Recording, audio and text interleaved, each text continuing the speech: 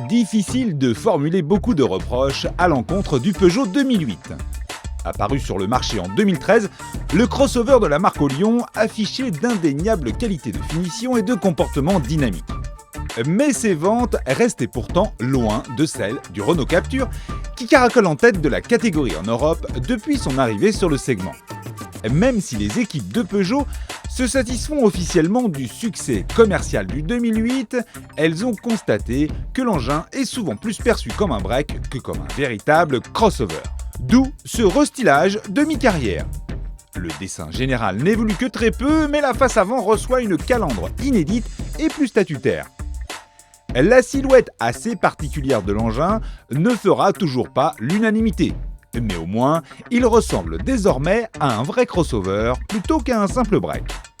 Outre une gamme de motorisation un tout petit peu plus frugale qu'avant, le 2008 restylé soigne par ailleurs son contenu technologique à bord. Par exemple, il est désormais possible d'opter pour le Mirror Screen, donnant accès à Apple CarPlay et Android Auto. Au volant, on retrouve l'ergonomie très particulière du poste de conduite des Peugeot 208 et 2008.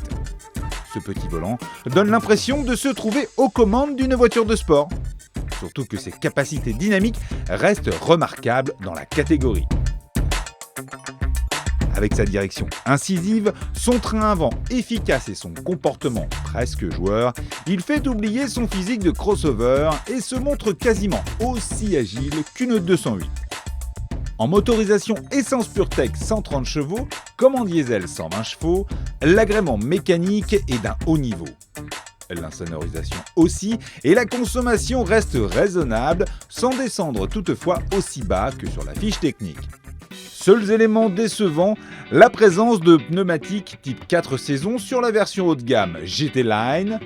Peugeot couple ses pneus au système Grip Control, fourni de série sur cette finition, évoquant pourtant le sport. Sans qu'il nuise clairement à l'efficacité routière en raison d'une adhérence inférieure sur du tarmac de bonne qualité, mieux vaudra donc se tourner vers une autre finition pour bénéficier de pneus plus classiques. La gamme du Peugeot 2008 restylé débute à 16 050 €, sans climatisation ni radio sur la variante essence de 82 chevaux. Dans le cœur de gamme, avec une dotation raisonnablement étoffée, le 2008 restylé se positionne plutôt parmi les modèles les plus chers de la catégorie. Notre version d'essai en finition haute réclame ainsi 24 300 €, auquel il faudra rajouter le prix de quelques options supplémentaires. Mais compte tenu des qualités naturelles de l'engin, difficile de trouver l'addition scandaleuse.